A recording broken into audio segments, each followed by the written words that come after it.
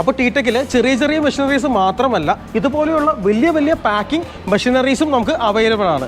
ഇതുപോലെയുള്ള മെഷീൻസിന് നമ്മളെ കേരളത്തിലുള്ള പല ആളുകളും ഗുജറാത്തിനെയും കോയമ്പത്തൂരിനെയൊക്കെയാണ് ആശ്രയിക്കുന്നത് കേട്ടോ. പക്ഷേ അവിടെ ചെല്ലുന്ന പല ആളുകൾക്കും ബാഡ് എക്സ്പീരിയൻസ് ആണ് ഉണ്ടാകുന്നത്. അതായത് സർവീസിൻ്റെ കാര്യങ്ങൾക്കും സ്പെയർ പാർട്സിൻ്റെ കാര്യങ്ങൾക്കും ഒക്കെ അവിടെ നിന്ന് വാങ്ങുന്ന മെഷീനിന് ഒരുപാട് ന്യൂനതകളുണ്ടെന്ന് പല ആളുകളും നമ്മളോട് പറഞ്ഞിട്ടുണ്ട് കേട്ടോ. അപ്പോൾ ആ ഒരു സാഹചര്യത്തിൽ നമുക്ക് നമ്മുടെ കേരളത്തിൽ തന്നെയുള്ള ടി-ടെക്കിനെ നിങ്ങൾക്ക് സമീപിക്കാവുന്നതാണ്. അതാണ് ഇവരുടെ ആ ഒരു സെല്ലിംഗ് പോയിന്റ് അല്ലേ? അതെ, നമുക്ക് വരുന്നത് ഇപ്പോൾ 2 റേഞ്ച് മെഷീൻസ് ആണ് ഈ കാണുന്നത്.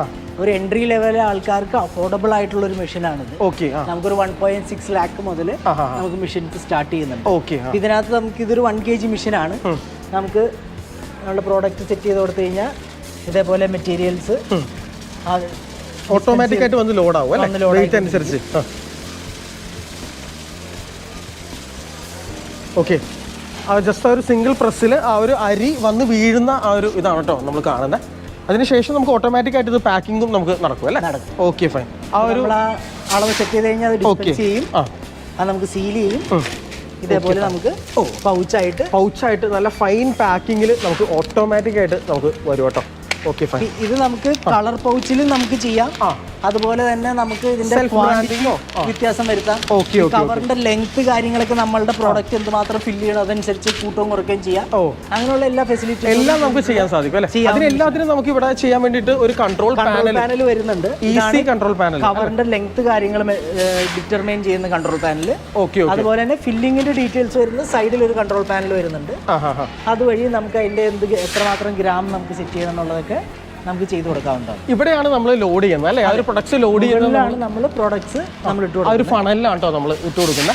അപ്പോൾ അവിടെ നിന്നാണ് ആ ഒരു കറക്റ്റായിട്ട് വരുന്നത്. അതുപോലെ തന്നെ ആ ഒരു പാക്കിംഗ് ആവാൻ വേണ്ടിയിട്ടുള്ള ആ ഒരു പ്ലാസ്റ്റിക്കിൻ്റെ ആ ഒരു റോള് ബണ്ടിലുമാണ് ഇവിടെ കാണുന്നത് കേട്ടോ. അതൊക്കെ ഓട്ടോമാറ്റിക്കായിട്ട് മിഷൻ തന്നെ ചെയ്തോളും. അപ്പോൾ എന്തായാലും കോയമ്പത്തൂരിലും ഗുജറാത്തിലും നിന്നും എന്താ പറയുക പ്രോഫിറ്റബിൾ ആയിട്ട് നമുക്ക് ഇവിടെ നമ്മുടെ കൊച്ചു കേരളത്തിൽ ഇതുപോലെയുള്ള വലിയ വലിയ മെഷീനറീസ് നിങ്ങൾക്ക് വാങ്ങാനായിട്ട് സാധിക്കും കേട്ടോ. നെക്സ്റ്റ് ഏതാണ്? അടുത്തൊരു മോഡലാണ് ഈ കാണുന്നത്. ഇതിനകത്ത് നമുക്ക് കഴിഞ്ഞാൽ ഇതേപോലെ നമുക്ക് ഈ ഒരു മെഷീനിലും കണ്ടോ നമുക്ക് പറയുന്നത് നല്ല ഫൈൻ ആൻഡ് ഫൈനസ്റ്റ് ആയിട്ടുള്ള ഒരു പാക്കിംഗ് ആണ് നമുക്ക് വരുന്നത് കേട്ടോ. എത്ര ചെറിയ ഗ്രാം, അതായത് ഒരു 50 ഗ്രാംസ് മുതൽ നമുക്ക് മുകളിലേക്ക് എത്ര വേണമെങ്കിലും നമുക്ക് ചെയ്യാനായിട്ട് സാധിക്കും. അതുപോലെ തന്നെ കവറും നമുക്ക് ഏത് സൈസിലേക്ക് വേണമെങ്കിലും നമുക്ക് എക്സ്പാൻഡ് ചെയ്യാനും നമുക്ക് സാധിക്കും അല്ലേ? ഓക്കെ, അതുപോലെ തന്നെ നമുക്ക് ഇത് മാല പോലെയാണ് ഇപ്പോൾ വന്നുകൊണ്ടിരിക്കുന്നത്, ചെയിൻ രൂപത്തിൽ. അതെ, ഇതിന് നമുക്ക് സിംഗിൾ പൗച്ച് ആയിട്ട് കട്ട് ചെയ്യണമെങ്കിൽ അങ്ങനെ നമുക്ക് കട്ട് ചെയ്തെടുക്കാൻ പറ്റും. അതിനുള്ള ഓപ്ഷൻസ് ഉണ്ട് അല്ലേ?